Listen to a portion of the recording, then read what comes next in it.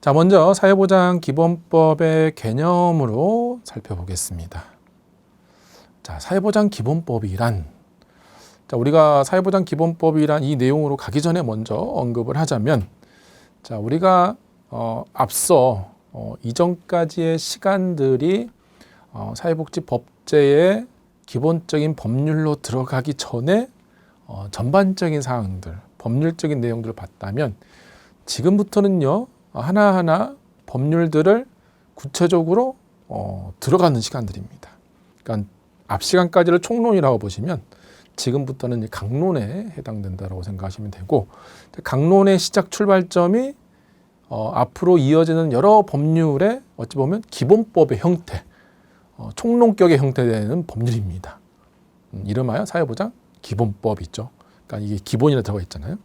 이 기본법에 맞춰서 나머지 법들을 우리가 이제 후반부를 정리한다라고 어떤 흐름들을 기억을 하시면 되겠고요. 자, 첫 번째 사회보장 기본법의 내용에 그런 내용도 좀 써 있습니다. 자, 내용을 한번 정리를 해보겠습니다. 사회보장 기본법이라는 것은 사회보장 제도의 기본적인 사항을 법률로 규정한 것이다. 그래서 사회보장 기본법의 필요성에 있어서 최근에 사회보장 제도의 도입이 본격화되면서 각 제도 간의 연계성이 부족하고 또한 급여의 중복이나 누락이 발생하고 있는 부분들을 보게 됩니다. 그래서 뭐 이런 게 있죠.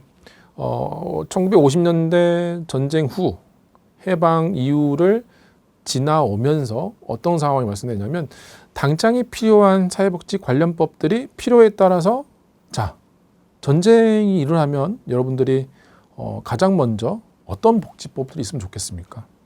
전쟁을 하면 누가 전쟁을 많이 하죠? 성인 남성들이 많이 하죠. 그러다 보면 그분들이 다 잘 살아있으면 다행이지만 사망하는 경우가 있잖아요. 전쟁이라면. 근데 그로 인해서 가정이 아버지를 잃어버리는, 즉 고아가 되는, 또 전쟁으로 피난의 상황에서 고아가 많이 발생되죠. 또 기아, 미아. 그러니까 전쟁 후에 그 시기에 우리 사회에서는 어떤 복지 관련된 법들을 만들기도 전에 아동과 관련된 이슈들이 많았습니다. 그런 법들이 먼저 만들어져요. 그리고 또 이제 사회가 발전하면서 노인과 관련된 법도 만들고요, 장애인 관련된 법도 만들고요. 그러니까 흐름에서 필요한 내용들을 그때 만들기 시작합니다.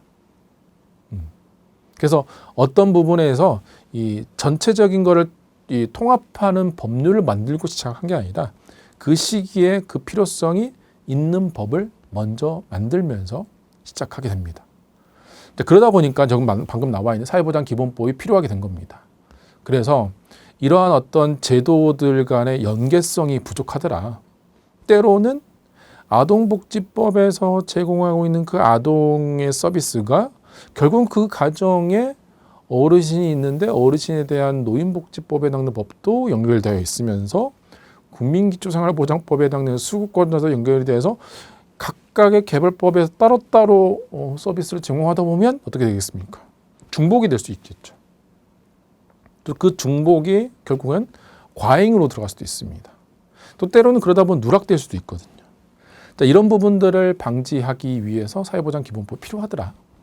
또한 각 법률에 따라서 사회복지 행정을 처리하는 여러 부처 간에 각 제도 간이 너무 분리되어서 운영하다 보니까 우리 부처들 보면 이런 게 있죠. 대표적인 복지를 해결하는 복지에 관련된 주무부처는 보건복지부입니다. 그렇지만 고용노동부, 제가 앞 시간에도 말씀드렸지만 고용노동부도 은근히 우리 사회복지 관련된 여러 가지 제도들에 연결이 되죠. 자, 여러분 제가 또 하나 얘기를 안 했지만 하나가 또 많이 연결되는 부분이 있습니다. 바로 여성가족부. 여성가족부도 여성 청소년과 관련된 부분에서는 여기에 많이 연결되는 부분이 있죠. 그러다 보니까 대상은 국민인데 이런 부처들, 주무부처들은 주무부처들대로 연결이 되지만 다른 부처들 간에도 관계가 있더라. 그러다 보면 대상은 동일한데, 국민으로서 동일한데 이걸 이용하는 데 불편이 초래하게 되더라. 그래서 제도의 통합과 조정을 도모하기 위해서 사회보장에 관한 기본법의 제정이 필요하게 되었습니다. 자, 이 내용